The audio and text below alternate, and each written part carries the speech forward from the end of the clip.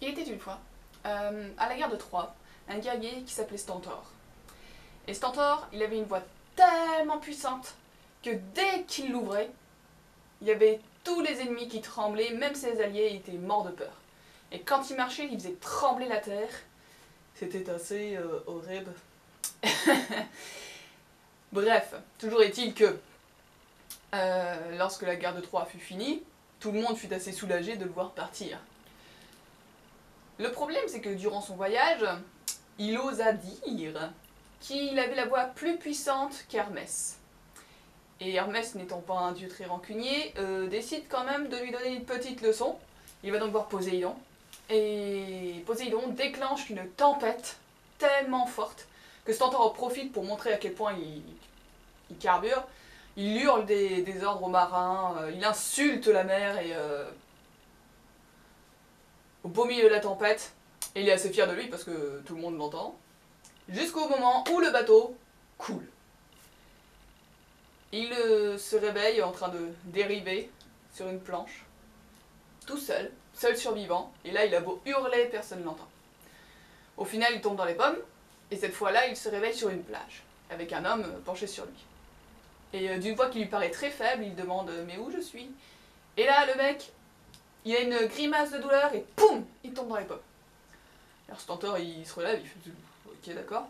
Alors il commence à foutre des baffes au gars pour qu'il se réveille, et puis alors, quand il est réveillé, il fait « bon, vous êtes qui exactement ?» Et là, poum, il retombe dans les pommes.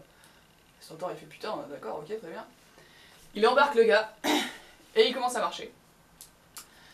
À un moment, il croise des paysans qui viennent vers lui, mais à peine il fait 3 pas et qu'il s'apprête à les saluer que les mecs courent dans l'autre sens, il y en a qui se tordent de douleur et tout. Ok, d'accord, très bien. Il arrive dans une ville où il y a beaucoup d'activités, il y a des charrettes qui passent, des gens qui vendent des trucs et tout, mais il n'y a pas un bruit. Et il réalise qu'il n'a pas entendu non plus le chant des oiseaux ou quoi que ce soit, il n'y a vraiment pas un bruit. Alors au final, il dépose son fardeau dans un coin, et quand il rentre dans la ville, en fait, tout le monde se barre.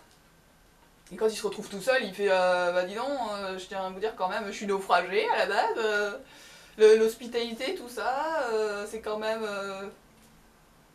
voilà, et de base accueillante, que j'approuverais assez en ce moment.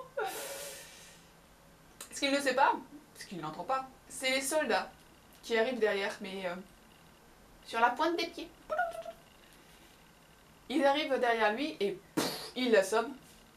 Il se réveille en prison. Alors, en prison, il comprend pas trop ce qui se passe, il fait d'accord, très bien. Et un beau jour, un vieillard vient le voir. Et donc il demande, oui, qu'est-ce qui se passe? Pourquoi on m'a enfermé? C'est quand même scandaleux. Et le vieillard qui fait, chut, parlez doucement, et tout.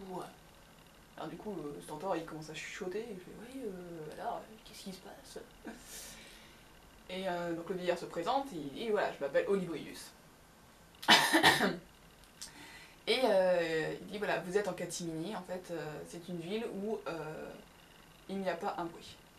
Et donc Stentor, il fait, ah mais comment ça, il n'y a pas un bruit Et donc le vieillard raconte qu'il y a des années, c'était une ville tout à fait normale et tout ça, mais au fur et à mesure que le temps passait, il y avait tellement de bruit que les gens ils devenaient tellement aigris, à tous s'engueuler pour n'importe quoi, que le roi Motus a décidé d'imposer la loi du silence. Et à partir de là, plus personne n'a fait un bruit. Ce qui fait que maintenant, quand ils entendent du bruit, ben, ça peut les tuer quasiment, ou alors ils tombent dans les pommes, quoi. Parce que ça leur fait tellement mal que... Voilà. Et puis Stentor qui fait d'accord, mais on est quand même obligé de communiquer au bout d'un moment. Et le vieillard qui lui dit, oui, mais d'habitude on fait par signe, hein, ou si vraiment il faut, on fait à voix très très basse comme on fait maintenant. Et Stentor qui fait, oh ok, d'accord. Il fait, mais moi je pourrais pas vivre comme ça. Et le vieillard qui lui dit, bah, va falloir, parce que sinon tu restes en tôle.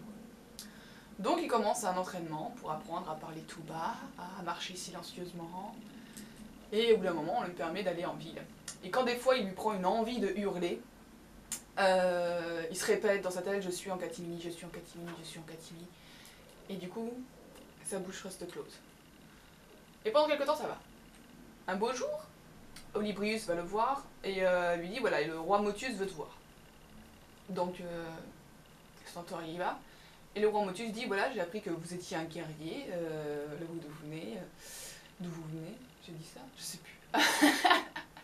Et voilà, en fait, j'ai des soldats ennemis qui viennent par de la montagne, là, et j'ai besoin de quelqu'un pour diriger mes hommes, pour les empêcher d'arriver, quoi. Et donc Stentor qui s'ennuie un petit peu dernièrement, parce que c'est pas un fermier non plus, quoi. Qui dit ouais, ouais, pas de problème, voilà. Donc, il emmène ses hommes, ils encerclent le camp ennemi, et le plan est donc de prévoir qu'au signal, on attaque par surprise. Donc nous on est ok, et donc il doit murmurer l'ordre à son voisin de gauche, qui murmurera à son voisin de gauche, tout ça, jusqu'à ce que voilà. Et ils attendent que la nuit tombe. Et Stentor commence à sentir son sang bouillir, il a des souvenirs de la guerre de Troie et tout ça, et puis la gloire, tout ça. Ce qui fait qu'au moment où il doit donner le signal, il le hurle. Tous les soldats de Catimini tombent dans les pommes, et lui il se précipite sur les ennemis, mais les ennemis sont tellement flippés en entendant cette voix qui sort de nulle part, qu'il s'enfuit. Et quand il rentre en Catimini, le roi Motus dit à Stentor, ça va pas être possible. Mais je crois que vous n'êtes pas fait pour vivre parmi nous. Et Stentor qui fait, ah mais non, non, mais faut pas déconner là. J'ai de l'entraînement et tout, non, non, il n'y a pas de problème, j'ai juste petit sursaut, mais voilà, je maîtrise, je pourrais pas retourner vivre dans tout le bordel qu'il y a ailleurs, quoi, et tout. Et puis Motus il fait, ah mais je suis désolé, mais non. Et donc il renvoie Stentor à Argos, sa ville. Et quand les gens apprennent que Stentor revient, ils se préparent à une fête, ils font ouais c'est bon il revient, tout ça. Et Stentor arrive à la porte de la ville, fanfare, acclamation, et ça lui fait tellement mal au crâne qu'il se barre en courant. Alors les gens ils font what? Il se réfugie dans une forêt, en fait, et il se crée une petite cabane où il vit en ermite. Et depuis, en fait, plus personne n'a jamais entendu la voix de Stentor. Mais on dit qu'il sort parfois la nuit en catimini.